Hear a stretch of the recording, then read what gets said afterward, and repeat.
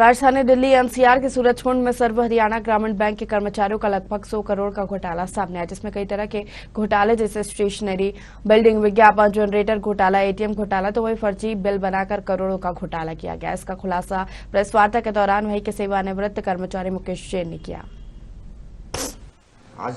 आज हम हरियाणा में आए हुए हैं, जहाँ पे एक ग्रामीण बैंक कर्मचारी जो कि रिटायर हो चुके हैं, उनको गलत इलेक्शन लगा के उनको रिटायरमेंट किया गया।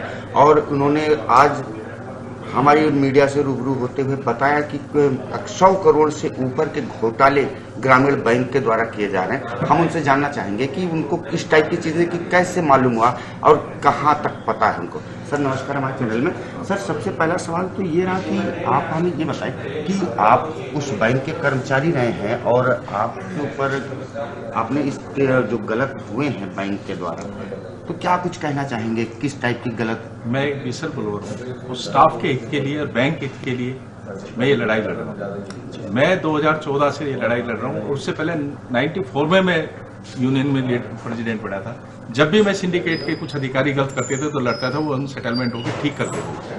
भाई ये गलत है तो वो मान जाते थे। एक अधिकारी नहीं मानने थे तो उसको क्रिमिनल केस चल रहा था, अभी डेथ होने के बाद बंद हुआ है। तो आज से नहीं है कि मैं पीएनबी के खिलाफ लड़ रहा हूँ, लेकिन जब से पीएनबी की मैनेजमेंट आई है, घोटाले पे घोटाले कर रहे हैं। तो आप एक चीज और बताइए जोशी जी की, जैसा कि देखा गया है कि बैंक के द्वारा तो अच्छे काम होते हैं, ग्रामीण बैंक जो कि किसानों के हित में कवर करती है, तो क्या ऐसा लगा कि खाली इसमें क्यों ऐसा क्यों हो रहा है? क्या ये सोचकर तो दुख हो रहा है, जो बैंक किसानों के लिए बना था, उनका उद्धार करना था, सूदखोरों से बचाना था, ये तो उल्ट हो रहा है। उनको बैंक अब उनको चूस रहा है, खून चूस रहा है। अभी जैसे मैंने बताया, इंश्योरेंस करके 5-5 साल का उनके खाते से डेबिट कर दिया, हेल्थ इंश्योरेंस। जब गवर्नमेंट 312 में इंश्योरेंस कर रही है एक्सीडेंटल, वो 4-4 हजार में कर दिया। उसके कमीशन से ये घूम रहे हैं, सिक्किम घूम रहे हैं, कोई गोवा घूम रहा है, कोई ब्रिस्टल में घूम रहा है, वहां दारू पीते हुए फोटो है। क्या ये जायज है कि किसानों का खून चूस कर हम दारू पीते डोले, डांस करते डोले? स्केल 4 के अधिकारी स्टेज पर डांस कर रहे हैं उनका पैसा खा के। तो इससे डूब के मरने की इस बैंक के लिए और हमारे लिए। तो क्या लगता है अभी तक में कुल कितने पैसे का घोटाला हो चुका है? आप समझो कि कम से कम 100 करोड़ रुपए खा गई है। 15 से 17 करोड़ तो बिल्डिंग में उड़ा दिए, जैसे कि मैंने आपको दिखाया। जी। 5 करोड़ सब्सिडी 2 ब्रांच में नाबार्ड के लोनों में खा गए। भर्ती घोटाला है उसमें खा गए।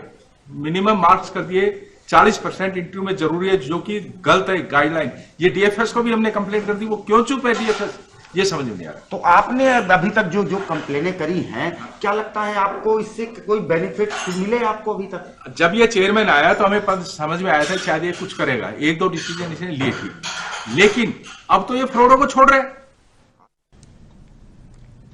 रुकते एक छोटे से ब्रेक के लिए, जल्द हाजिर होंगे तमाम खबरों के साथ।